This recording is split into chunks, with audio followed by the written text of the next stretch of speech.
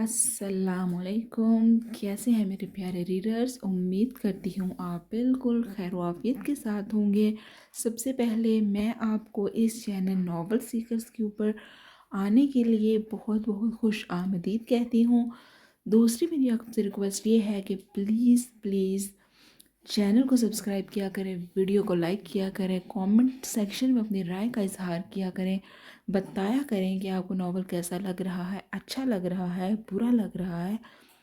देखिए, जो होता है कंस्ट्रक्टिव क्रिटिसिज्म, उसके लिए बिल्कुल हम ओपन हैं। आपको जो समझते हैं कि ये चीज़ से बेहतरी आ सकती है, बेशक वो वीडियो की एडिटिंग में है, बेशक वो नावल को लेके है, प्लीज़ अपनी राय का इजहार किया करें। इससे जो राइटर्स होती हैं उनकी बहुत ज़्यादा मोटिवेशन मिलती है, उनको एनर्जी मिलती है, और इसी तरह मुझे भी एनर्जी मिलेगी ताकि मैं जो नेक्स्ट एपिसोड है वो जल्द से जल्द आप तक लेके आऊँ और रेगुलरली एपिसोड जो है वो अपलोड किया करूँ। इसलिए प्लीज़ प्लीज़ अपने सपोर्ट जो है वो शो किया करें, बताया करें आपको अच्छी चीज़ लग रही है, कौन सा कपल आपको अच्छा लग रहा है। इसके अलावा जिनको वॉइस ओवर नहीं चाहिए वो म्यूट कर सकते हैं, जिनको स्पीड का इशू है वो you guys are most welcome. आप स्पीड भी अपने हिसाब से सेट कर सकते हैं, जो तेज़ पढ़ते हैं वो स्पीड तेज़ कर सकते हैं, जो कम पढ़ते हैं या जो आहिस्ता पढ़ते हैं वो स्पीड जो है वो स्लो करके पढ़ सकते हैं। ठीक है, तो अब बहुत वक्त कर लिया है हमने ज़ाया इन बातों में। अब चलते हैं हम अपने नावल की पहली किस्त की तरफ। नावल का नाम है कुर्बे यार। किस्त नंबर 1। मैं हुरैन को लेकर जा रहा हूँ। बीजान की बहुत तबीयत खराब है। सैयद behzad शाह ने उन्हें सिर्फ इतना बताया, वो तन फन ही हो गई थी। जब तुम्हारी माँ को मैं पसंद नहीं हूँ तो क्यों मेरी औलाद को इतना चाहती हैं। लहजे में नफ़रत, हकारत, नखवत और नागवारी सभी था। ये मत भूलो कि ये मेरी औलाद भी है, गोया उन्होंने जताया। तुम्हारी माँ के ना शुरू से ही बीमारी के ड्रामे हैं। बंद करो बकवास और एहतराम से नाम लो मेरी माँ का। आज अगर तुम यहाँ मौजूद हो तो सिर्फ मेरी माँ की वजह से, वरना मैं मिनट ना लगाऊं। वो अपनी माँ की शान में ऐसे अल्फाज तो कभी बर्दाश्त ही नहीं करते थे। शुरू से वो और तुम्हारा ख़ानदान जलता है, मुझे कभी कबूल नहीं किया। उन्होंने या तुमने, तुम्हें सवाए बनने संवरने और अपने पार्लर से फुर्सत ही कब रही है। उन्हें जरी बेगम का ये गरूर और तकब्बुर शुरू से नागवार ही गुजरता, जो भरी महफिल में बैठ के अपनी खूबसूरती के खुद ही कसीदा गोई करती रहती थी। और फिर इस पर इनका ब्यूटी पार्लर, जिसने इन्हें मज़ीद तबाह किया हुआ था। ये मेरा शौक है और तुम सब भी बैकवर्ड्स हो। वो फुनकारी। इस वक्त मैं तुम्हारे साथ कोई बहस नहीं करना चाहता हूँ। कमरे से निकलने ही लगे थे। बाहर हुरैन और मिराल खड़ी थी। उन्हें देखकर वो खज्जल सी हो गई थी। बेटा, ये तुम्हारी माँ का रोज़ का तमाशा है। क्यों बाहर खड़े होकर सुनते हो। तुम्हारी माँ को तो शुरू से ऐसी आवाज़ और लहजे में बोलने की आदत है। लहजे में दुख, तंज, अफसोस सभी कुछ था। जरी बेगम तो अंदर ही अंदर सब्र के घूंट उतारने लगी। दोनों बेटियां जो इनके सामने खड़ी थी। behzad शाह, ये मत बोलो ये मेरी बेटियां हैं। अच्छा, तुम्हें भी याद है कि तुम्हारी दो जवान बेटियां हैं, वरना तो तुम खुद अभी तक ये कबूल ही नहीं कर पाई हो कि जवान बेटियों की माँ हो। एक और तंज में डूबा हुआ तीर फेंका गया, क्योंकि इशारा इनके बने सवरे मेकअप से मुज़य्यन सरापे की तरफ था, जो कि फैशन में इतनी अंधी हो गई थी कि उन्हें अपने उम्र और बच्चों तक का ख्याल न रहा था। behzad, तुम मेरी इंसल्ट कर रहे हो। वो तो शेर की तरह बिफरी। अरे, इंसल्ट तो मेरी होती है। जहाँ भी तुम जाती हो सर उठाने का नहीं रखती हो। हुरैन और मिराल दोनों अपने कमरे में चली गई थी। जरी बेगम को इनका बोलना और गुस्सा ही दिला रहा था। तुम और तुम्हारा सारा खानदान मेरी खूबसूरती से शुरू से ही जलते आए हो। पता नहीं किसने तुम्हें गलत फहमी में मुब्तला कर दिया है कि तुम खूबसूरत हो। असल बात तो ये है कि जब हमारा बातिन खूबसूरत नहीं तो ऐसी ज़ाहरी खूबसूरती पर लानत है। وہ ان کی دل کھول کر تصدیق کر رہے تھے۔ یہ آج کا نہیں، روز کا معمول تھا۔ زری ان سے ایسے ہی الجھتی تھی، انہیں کوئی اہمیت نہیں دیتی تھی، اور جواباً سید بہزاد شاہ بھی انہیں ایسے ہی سناتے تھے۔ ہو نہ ہو تم سب ہی نفسیاتی ہو۔ شکر ہے ہم سب ہی ہیں۔ تم ایک صحیح ہو نا؟ پھر کوئی اچھی خاصیت تو بتاؤ اپنی۔ لہجہ فہمائشی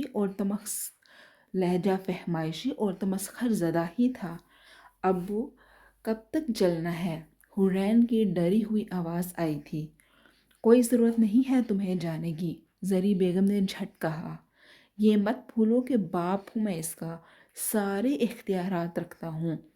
حرین تم اپنے ایک دو دن کے لیے کپڑے بھی رکھ لو، کیونکہ بی جان نے کہا ہے کہ تمہیں کچھ دنوں کے لیے چھوڑ دوں۔ وہ اس سے پیار بھرے لہجے میں بولے۔ وہ سر ہلانے لگی اور اندر اپنے کمرے میں گھس گئی، مبادن زری بیگم پھر کچھ نہ کہہ دے۔ زری بیگم چلے پیر کی بلی کی طرح تن فن کرتی ہوئی کمرے میں گھس گئی تھی۔ دیکھو مرال، اسفند سے کہنا امی کو تنگ نہ کرے۔ وہ جاتے ہوئے مرال کو ہدایت بھی دینے لگی۔ میرا بھی دل چاہ رہا ہے جانے کو۔ تم اسفند کے ساتھ آ جانا کسی دن، کیونکہ تم بھی جاؤ گی تو امی کو اور غصہ آئے گا۔ وہ اپنے کپڑے بیگ میں رکھ چکی تھی۔ پتہ نہیں امی کب بی جان سے معافی مانگے گی، کب آپ کی شادی عریب بھائی سے ہوگی۔ وہ افسردگی سے گویا ہوئی۔ اچھا، زیادہ منہ لٹکانے کی ضرورت نہیں ہے، امی جیسے ہی پارلر جائیں تو تم ان کا کمرہ سیٹ کر دینا۔ ماسی سے نہیں کروانا، ابو کی چیزیں ادھر ادھر کر دیتی ہے۔ وہ اس کا چہرہ تھپتھپانے لگی، جو خاموش سی ہو گئی تھی۔ حرین خود 20-22 سال سے یہ جنگ اپنے والدین میں دیکھ رہی تھی، اور پھر 4 سال پہلے ہی بہزاد شاہ نے گھر بھی الگ کر لیا، محض زری بیگم کی وجہ سے، جو آئے دن کوئی نہ کوئی تماشا لگائے رکھتی تھی۔ جانے کب زری کو عقل آئے گی، وہ ہم سب کو ہی غلط سمجھتی ہے۔ بی جان مسلسل روئے جا رہی تھی۔ سارے بی جان کے کمرے میں جمع تھے۔ بی جان، آپ کی پھر طبیعت خراب ہوگی۔ عریب نے ان کے ہاتھ تھامے۔ بیٹا میں کیا کروں؟ میرا بہزاد کیسے بکھر گیا ہے، اس کے بچے ڈرے سہمے رہتے ہیں۔ بی جان، حرین بھابو آ گئی ہیں۔ سعد کی خوشی سے بھرپور آواز نے ان کی توجہ مبذول کروائی۔ اسی وقت عریب بھی سیدھا ہوا۔ حرین پنک پلین کاٹن کے کپڑوں میں ملبوس جھٹ بی جان کے گلے آ کے لگ گئی۔ میں تو سوچ رہی تھی جانے تو آئے گی بھی یا نہیں۔ آپ بلائیں اور میں نہ آؤں، ایسا ہو سکتا ہے بھلا؟ اس نے مسکرا کے کہا۔ عریب قدرے فاصلے پر بیڈ پر ہی بیٹھا تھا، اور وہ بی جان کے سرہانے ہی بیٹھ گئی تھی۔ بی جان، اب کیسی طبیعت ہے آپ کی؟ بہزاد شاہ نے فکر مندی سے ان کے مزاج پوچھے۔ وہ روز ہی یہاں کا چکر لگاتے تھے، مگر آج تو 3-4 بار لگائے تھے۔ طبیعت اب کہاں ٹھیک ہوگی؟ میری آنکھوں کے سامنے تم لوگ میرے ان بچوں کی شادی کر دو۔ وہ رونے لگی تھی۔ حرین نے پہلو بدلا، جبکہ عریب بھی گھبرا گیا، جو کل سے ایک ہی رٹ لگائے ہوئے تھی کہ شادی ہو جائے۔ بی جان، کیسی مایوسی والی باتیں کرتی ہیں آپ؟ ٹھیک رہے گی، اور دیکھیے گا حرین اور عریب کی شادی آپ کے سامنے ہی ہوگی، انہوں نے تسلی دی۔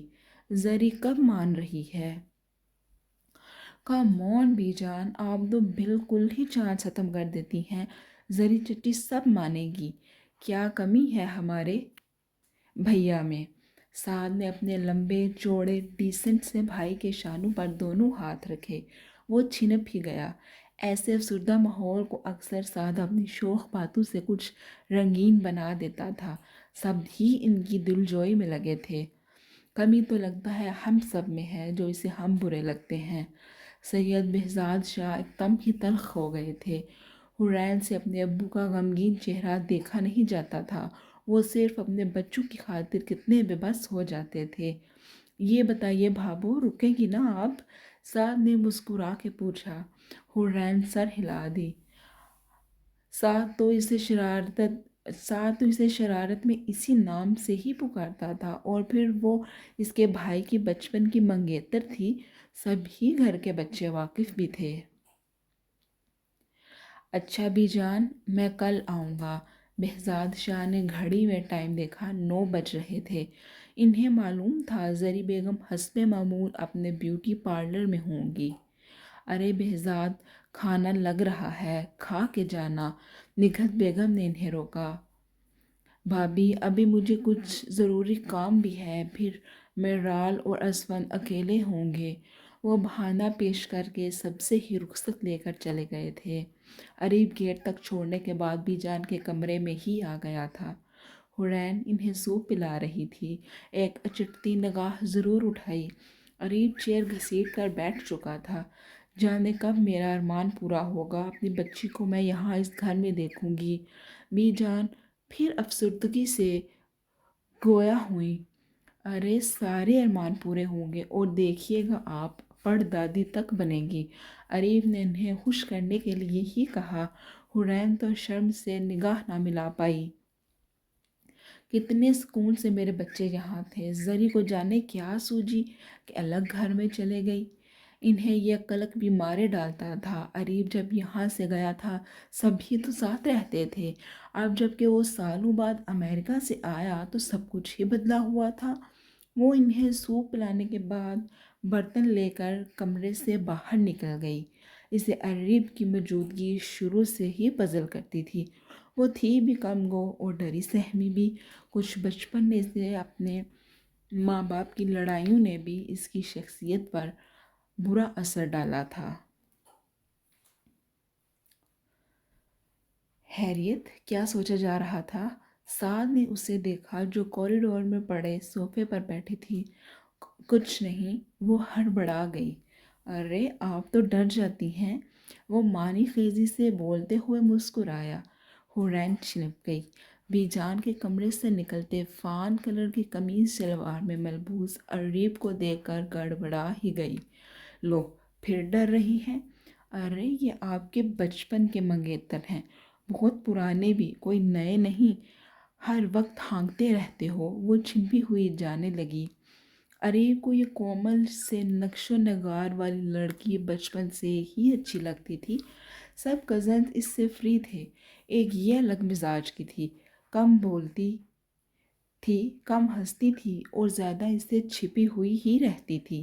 اس کا شرمایا لجایا انداز اسے اور منفرد خوبصورت بناتا تھا۔ وہ یہاں آ کر بی جان کے ہی کمرے میں گھسی رہتی تھی، مگر سعد تو اسے چھوڑتا ہی نہ تھا اور سب کزنز کے درمیان لا کر بٹھا دیتا تھا۔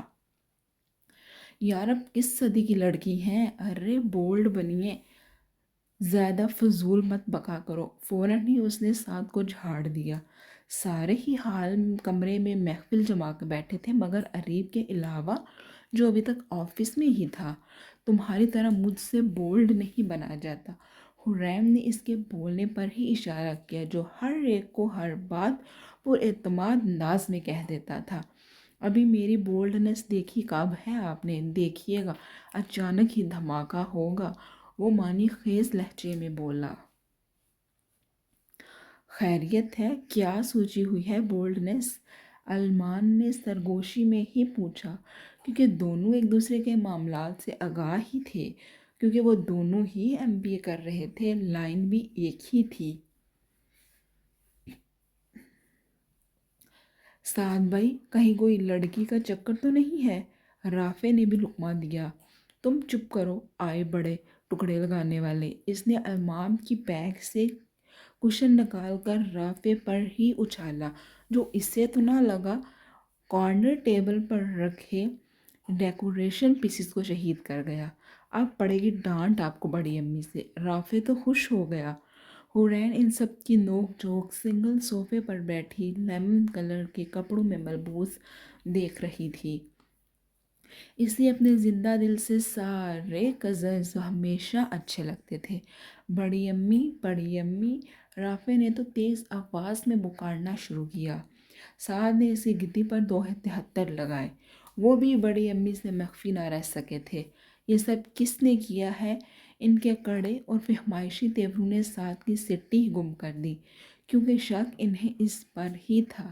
امی غلطی میری نہیں، اس رافع کی ہے، کیوں ہٹا سامنے سے جو یہ سب شہید ہو گئے۔ وہ منمنانے کے ساتھ سر کھجانے لگا۔ حرین کرسٹل کے باؤل اور گلدان کی کرچیاں سمیٹنے بیٹھ گئی تھی۔ نہیں سدھرنا نا تم نے، کتنے بڑے گھوڑے ہو رہے ہو، پھر جلدی سے میرا بھی رشتہ طے کریں۔ بیچاری کتنا انتظار کرے گی؟ وہ اس درد کی آہ بھر کے دکھائی ہی دینے لگا تھا۔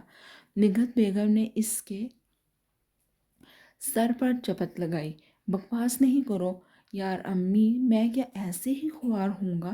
ہماری زری چچی آخر کیسے مانے گی؟ جو پھر میرا بھی نمبر آئے۔ وہ پھر رونے کے ساتھ اداسی کی ایکٹنگ کرنے لگا۔ تمیز سے میری امی کا نام لیا کرو۔ حرین اسے ٹوکے بنا نہ رہ سکی۔ محترمہ، میں نے زری چچی کہا ہے، ادب اور احترام سے۔ السلام علیکم۔ آہد کی آواز پر سبھی چونکے۔ کوریڈور میں وہ کھڑا تھا، زرمش اور نگین بیگم بھی ساتھ ہی تھی۔ سب ہی حیران رہ گئے تھے۔ اوہ، تو آپ کو بھی فرصت مل گئی؟ سعد نے اپنا رخ ان کی جانب کر دیا۔ نگین نے تو حرین کو گلے ہی لگا لیا۔ وہ خود اپنی بھتیجی کو اتنے دنوں بعد دیکھ رہی تھی۔ میں نے سوچا کہ سب ساتھ ہی چلتے ہیں، بی جان کی طبیعت پوچھ آئیں۔ بی جان تو اس دن سے ایک دم ہی اٹھ کر کھڑی ہو گئی جس دن سے بھابو آئی ہیں۔ سعد نے اس کی جانب اشارہ کیا جو نگین پھپھو کی پہلو میں ہی بیٹھی تھی۔ بی جان کو سب سے زیادہ محبت بھی تو اسی سے ہے۔ کیا کریں، اب لڑکی ہی اتنی پیاری ہے کہ ہر کوئی محبت میں ڈوب جاتا ہے۔ یہ ہر کوئی تو واضح کر دو جلدی، ورنہ ریب کے ہاتھوں کوئی نہیں بچے گا۔ آہد نے شوخی سے کہا تو سب ہی کہا لگا کر رہ گئے۔ حرین بیچاری چھنپ ہی گئی۔ ایک تو مجھے اپنے بگ برادر پر حیرانگی ہوتی ہے کہ کسی بھی موسم کا ان پر اثر ہی نہیں ہوتا ہے۔ سعد نے سرد تفکر زدہ انداز میں آہ بھری تھی۔ تمہارے بھائی پر واقعی کسی چیز کا اثر ہی نہیں ہوتا ہے، آہد نے بھی تائید کی۔ اریب بھی آ چکا تھا۔ حرین تو کھڑی ہو گئی تھی کیونکہ زرمش کو ریان تنگ کرنے لگا تو وہ اس کے ساتھ بی جان کے کمرے میں جانے لگی تھی۔ السلام علیکم بھابھی، کیا بات ہے، بھول گئی ہیں؟ اریب نے زرمش کو روک لیا۔ وہ مسکرانے لگی۔ ارے کیسی بات کرتے ہیں زرمش، اسے تو ایسی ویسی بھی نہیں آتی ہے جانی زرمش، اسے تو ایسی ویسی بھی نہیں آتی ہے، جانے ویسی کرے گا بھی یا نہیں؟ آہد نے زرمش سے سرگوشی میں ہی کہا، جو اریب نے بھی سنا۔ وہ جواب میں گھورنے لگا۔ ریان نے رونا شروع کیا تو زرمش اندر چلی گئی۔ بہت ہی فضول بکواس کرتے ہو یار، بھابھی کے سامنے تو نہ کیا کرو۔ دونوں کو تنہائی ملی تو اریب نے آہد کو ٹوکا، یا زرمش میری بیوی ہے اور ہم دونوں ایک بچے کے والدین ہیں، اس لیے بکواس کر سکتے ہیں۔ اس نے اریب کی پشت پر چپت رسید کی۔ سن، حرین آئی ہوئی ہے، کچھ پیار اور محبت کی باتیں بھی کی یا نہیں؟ وہ یہی سب کرنے تو آئی ہے۔ وہ تنک ہی گیا۔ یار کس مٹی کے بنے ہو، ذرا دل نہیں کرتا کہ جلدی شادی ہو جبکہ مجھ سے 1 سال بڑے ہی ہو۔ اس نے گویا اریب کو اس کی بڑھتی ہوئی عمر کا احساس دلایا۔ تمہاری طرح بے صبرا نہیں ہوں، ہر کام کو تحمل سے کرنے کا عادی ہوں۔ اس نے آہد کو تنزیہ ہی کہا۔ ہاں، مجھ پر آ جایا کر، اپنی محرومی پر نہ آیا کر۔ وہ برا مان گیا۔ دونوں میں کافی دیر تک بحث اور مباحثہ چلتا رہا تھا۔ یمنا سب کے لیے چائے وغیرہ بنا کر لائی تو ان دونوں کو بھی بلا لیا۔ جب کہیں جا کر دونوں کی تکرار بھی ختم ہوئی تھی۔ مرال، فون کرو اپنی دادی کے گھر، کہو ان سے حرین کو بھیج دیں۔ زری بیگم نے خاصے ناگوار اور درست لہجے میں اسے بول دیا۔ وہ کالج سے آنے کے بعد کچھ دیر آرام کرتی تھی، کمرے میں جانے ہی لگی تھی کہ رک گئی۔ ابو کہہ رہے تھے کہ وہ خود لے آئیں گے، اس نے ڈرتے ڈرتے ہی کہا۔ حرین کوئی نوکر نہیں ہے جو ان کی دیکھ بھال کے لیے چلی گئی، اتنے لوگ ہیں، وہ کم ہے کیا ان کے لیے؟ ڈائننگ ٹیبل پر وہ بیٹھی تھی، وہ اپنے پارلر سے لنچ کے لیے آ گئی تھی، ورنہ اکثر لنچ وہ گول کر دیتی تھی۔ کلائنٹ کی وجہ سے ہی آج موقع ملا تو چلی آئی تھی۔ جلدی فون کرو، اور ہاں اسفند آئے تو اس سے کہنا کہ گھر پر ہی رہے، مجھے اس سے اپنے ساتھ شاپنگ کے لیے لے کر جانا ہے۔ نیا آرڈر نافذ کیا۔ مرال تو صبر کے گھونٹ اندر اتارتی ہی رہتی تھی۔ کبھی بھی تو انہیں پیار محبت سے مخاطب کرتے نہ سنا تھا۔ کتنی حسرت تھی کہ وہ بھی اس کی فرینڈس کی امی کی طرح ان سے دوستانہ انداز میں بات کیا کریں۔ وہ لاؤنج میں آ گئی تھی، آنکھوں میں نمی بھی آ گئی تھی۔ میں پارلر میں جا رہی ہوں، تم چاہو تو سو جانا، مگر گیٹ کو لاک کر کے۔ وہ اپنا موبائل اٹھا کر ڈائننگ ہال سے باہر نکلی تھی۔ پارلر ان کا گھر کے پچھلے حصے میں ہی بنا ہوا تھا۔ چند ورکرز بھی رکھی تھی، پھر ہر وقت رش بھی بہت رہتا تھا، اس لیے گیٹ جو گھر کا تھا الگ رکھا۔ مرال نے نمبر ڈائل کر لیا تھا، حالانکہ اس کا بھی دل کر رہا تھا کہ وہ بھی ان سب کے درمیان چلی جائے۔ یہاں ایک ہفتے سے اسے بوریت ہو رہی تھی۔ تھرڈ ایئر میں تھی، کچھ وقت تو اچھا اس کا کالج میں گزر جاتا تھا۔ ہیلو، السلام علیکم، میں مرال بول رہی ہوں۔ دوسری جانب سے آواز آئی تو سلام کر ڈالا۔ ارے مرال بیٹی، چھوٹی تائی تھیں، ان کا شہد اگین لہجہ ہمیشہ ہوتا تھا۔ چھوٹی تائی، وہ آپی سے بات ہو سکتی ہے؟ اس کے سمجھ میں نہیں آ رہا تھا کہ ان سے کیا بات کرے، اس لیے جھٹ اپنا مدعا بیان کر دیا۔ کچھ ہی دیر میں حورین پھر فون پر آ گئی تھی۔ کیسی ہو مرال، گھر میں سب خیریت تو ہے؟ اس نے ہاتھ سے فکر مندی سے پوچھا۔ آپی، امی بہت غصہ ہو رہی ہیں، وہ کہہ رہی ہیں کہ آپ کو کہوں کہ گھر آ جائیے، آپ جانتی ہی ہیں وہ جب بولنے پر آتی ہیں تو کچھ نہیں دیکھتی۔ اس کی خاصی بیزار سی آواز ابھری تھی۔ اچھا، میں آ جاؤں گی، تم ایسا کرو، امی سے کہنا کہ میں آج یا کل آ جاؤں گی۔ بی جان کی طبیعت کچھ بہتر تو ہوئی ہے، لیکن وہ مجھے پتہ ہے جانے نہیں دے گی۔ حورین نے اسے تسلی دی کہ وہ آنے کی پوری کوشش کرے گی۔ مرال اس سے بات کرنے کے بعد اپنے کمرے میں چلی گئی تھی۔ اسفند بھی کالج سے ابھی نہیں آیا تھا، اسے اور ہی بوریت ہو رہی تھی۔ وہ آرام کیا کرتی، دوبارہ فون اٹھا کے ڈرائنگ روم میں ہی بیٹھ گئی تھی۔ میں مرال بات کر رہی ہوں۔ دوسری جانب گمبھیر سی آواز پر کچھ اچھل سی گئی۔ جی، یہ تو مجھے بھی پتہ ہے، کیونکہ حورین بھابو تو ادھر ہیں، ادھر سے تم ہی فون کر سکتی ہو، جبکہ آپ کی والدہ محترمہ کو حسن جمع کرنے سے فرصت نہیں۔ اس نے اپنے پرشوق آواز کے ساتھ کچھ طنز کیا۔ پلیز آپ میری امی کو کچھ نہ کہا کریں، وہ سمجھ گئی تھی سعد ہے، اور اکثر اس کی سعد سے لڑائی بھی اسی بات پر ہوتی تھی۔ ہاں، وہ سب کو کہہ لیں، انہیں کوئی کچھ نہ کہے محترمہ مرال بہزاد شاہ۔ آپ کی والدہ میری چچی بھی لگتی ہیں، اور چچی بھتیجے کی نوک جھوک چلتی ہی رہتی ہے۔ وہ فوراً ہی بولا۔ آپ پلیز جمنہ کو یا آپی کو بلا دیں۔ وہ جیسے کھسیا گئی۔ اور ابریش آپی آئی ہوئی ہیں، ان کو بلا دوں؟ صاحب نے تہیہ کر لیا تھا کہ اسے زچ کر کے ہی چھوڑے گا، پھر ہوتا بھی یہی تھا، وہ چڑ جاتی اور لڑائی ہو جاتی۔ آخر آپ اتنا کیوں بولتے ہیں؟ کیا کروں، وقت وقت کی بات ہوتی ہے، آج میں بول رہا ہوں، کل صرف تم ہی بولو گی۔ لہجے میں حسرت اور افسردگی پنہا تھی۔ کیا بکواس ہے، اس کے ذرا بھی پلے نہ پڑا۔ ارے مطلب واضح ہے کہ تم اپنی شادی کے بعد اپنے میاں کی بولتی بند نہیں کروا دو گی۔ یہاں میری شادی کا کیا ذکر، وہ تنک ہی گئی۔ ذکر کر کے یہ ہوگا کہ تم بھی سوچنا شروع کر دو گی۔ اتنا فضول بولتے ہیں شروع سے ہی۔ اس نے اکتاہٹ اور بیزار سے فون ہی کریڈل پر پٹک دیا اور منہ ہی منہ میں بڑبڑانے لگی۔ آج کا دن تو تھا ہی خراب۔ وہ بدمزہ سے لاؤنج میں آ کر ٹی وی کھول کر بیٹھ گئی۔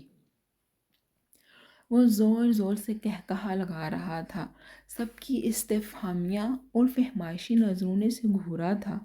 ابرش کو تو اس کی ہر وقت کے چھیڑ چھاڑ اور ہنسی مذاق بہت ہی برا لگتا تھا۔ کس کا فون تھا؟ وہ اسے کڑے تیور کے ساتھ گھورنے کے بعد استفسار کرنے لگی۔ سعد کے کہے کو ایک دم بریک لگا۔ فوراً ہی کارڈلیس کرسٹل کے کارنر پر رکھا۔ وہ یونیورسٹی سے آ کر ہال کمرے میں کارپٹ پر فلور کشن پر لیٹ گیا تھا۔ وہ مرال تھی۔ فون کیوں بند کیا؟ ضرور بکواس کی ہوگی تم نے۔ وہ اس کی عادت سے واقف تھی جو مرال کو چھیڑنے کا کوئی بھی وار حالی نہیں جانے دیتا تھا۔ آپ اتنا غصہ نہیں کیا کریں، ذرا اچھی نہیں لگتی۔ کل کو آپ کو ساس بھی بننا ہے، پھر دادی بھی بننا ہے۔ سب کیا کہیں گے کہ ساس کتنی غصے والی ہے۔ ارے بیٹا، آپ کی دادی کتنا غصہ کرتی ہیں۔ وہ تو نان سٹاپ اپنی ہانکنے شروع ہو گیا تھا۔ ابریش نے سعد کے دھپ لگائی۔ وہ صبح سے بچوں سمیت آ گئی تھی۔ ہفتہ کو چھٹی تھی، اس لیے وہ اتوار کی شام کو چلی آئی تھی۔ سعد کتنا بولتے ہو آپ ہی بتائیے، میں نے کچھ غلط کہا؟ وہ ہنستے زنانہ انداز میں ہاتھ ہلا کر نچا نچا کر بولا تھا۔ ابھی دیکھ لیا یا سن لیا تمہارے ابو نے سیدھا کر کے رکھ دیں گے۔ انہوں نے گویا اسے الرٹ ہی کیا۔ وہ تو کسی سے بھی نہیں جھجکتا تھا، اکثر اپنے ابو سے بھی مذاق شروع کر دیتا تھا۔ بڑی امی، مجھے آج گھر جانا ہے۔ حرین نے فوراً مداخلت کی تاکہ وہ سعد کو ڈانٹنا بھول ہی جائیں۔ لو، انہیں جانے کی پڑ گئی ہے۔ سعد کو اعتراض ہوا۔ حرین، میں تو آج ہی آئی ہوں، کوئی ضرورت نہیں ہے جانے کی۔ ابریش نے اسے ڈانٹ دیا۔ وہ لب بھینچ کر رہ گئی۔ آپا، ان کا اور بھائی جان کا نکاح کیوں نہیں پڑھا دیتی ہیں؟ کم از کم آنے جانے کا چکر تو ختم ہو اور میرے بھائی کا بھی انتظار ختم ہو۔ وہ پھر اپنی ہانکنے لگا۔ میری تو خود یہی خواہش ہے جلدی سے حرین یہاں آ جائے۔ پھر آج ہی یہ عمل کریے، دیکھیے گا زری چچی دھوڑی آئیں گی اور پھر نئی جنگ تیار ہوگی۔ اس پر حرین نے گھورتی نگاہ ڈالی تھی۔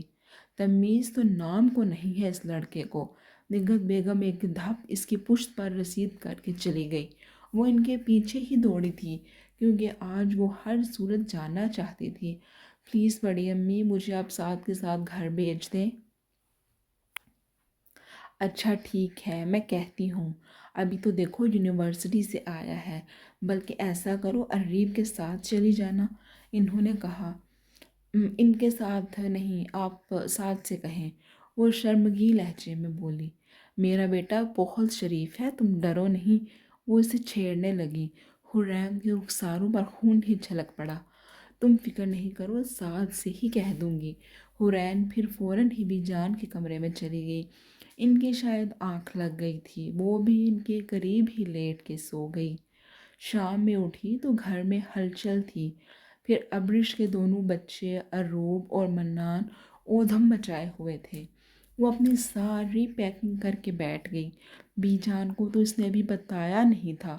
وہ کمرے سے نکلی تو سامنے ہی حال میں کمرے میں اریب پر نگاہ پڑی جو اروب کے ساتھ باتوں میں لگا ہوا تھا۔ باقی سب بھی اپنی خوشگپیوں میں لگے ہوئے تھے۔ سعد کی رگیں ظرافت پھڑکی تو وہ اٹھا۔ بھائی جان، وہ آپ سے بھابو کچھ کہنا چاہتی ہیں۔ اسی وقت چونک کر اریب نے نگاہ اٹھائی۔ حرین تو گھبرا گئی، پھر سعد کی شرارت بھی سمجھی تھی۔ میں تو کچھ نہیں کہہ رہی۔ اریب کی پرشوق اور دلچسپ نگاہوں نے اس کے نازک سراپے کا طواف کرنا شروع کر دیا تھا۔ وہ اس سے نظریں تک ملا کر بات نہیں کرتی تھی۔ کجا وہ اور اریب سے کچھ کہنا چاہتی ہے؟ کیوں سعد حرین کی جان نکلوانے کے در پر ہو، وہ تو پہلے ہی اریب کو دیکھ کر پسینے پسینے ہو جاتی ہے۔ ابریش نے مسکرا کے معنی خیز نگاہ ڈالی اور حرین کا رکنا محال ہو گیا۔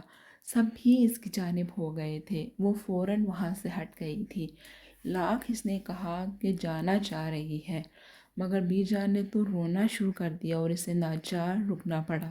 مگر اسے گھر میں مرال اور اسفند کی بھی فکر ہو رہی تھی۔ جی، تو یہ تھی پہلی قسط۔ انشاءاللہ جو دوسری قسط ہے وہ بھی جلد آپ تک پہنچے گی، اور پھر وہی ریکویسٹ کروں گی کہ پلیز سپورٹ کیا کریں اور سراہا کریں، بے شک اگر آپ کچھ اچھا نہیں لگتا وہ بھی بتایا کریں، اور اس سے بلا شبہ رائٹر کی حوصلہ افزائی ہوتی ہے، اور اپنی غلطیوں اور کوتاہیوں کا بھی پتہ چلتا ہے کہ کہاں مزید بہتری کی جا سکتی ہے۔ تو ٹھیک ہے، پھر ملتے ہیں اب اگلی قسط میں۔ دعا میں یاد رکھیے گا۔ خدا حافظ۔